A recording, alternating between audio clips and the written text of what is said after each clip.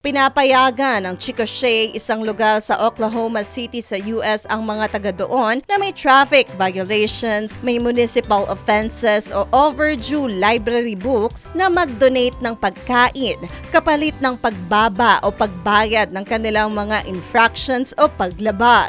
Nagsimula na noong November ang naturang food fines at isasagawa ito hanggang ngayong December, kung saan ang mga taga Chickasha na may violations at fines ay pwedeng mag-donate ng pagkain sa municipal institutions. Ito ay para mabayaran o mabawasan ang kanilang traffic o municipal fines at mabayaran rin ang kanilang library fines. Pinapayagan ng municipal court ng syudad sa pamamagitan ng Food for Fines program ang mga individual na may ticket o violation na magbigay ng non-perishable food items kapalit ng $10 reduction sa kanilang fine kada item ng hanggang $100.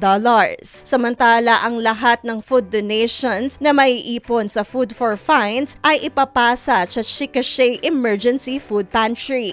Hi! Ito po si DJ Claire ng radyo natin nationwide.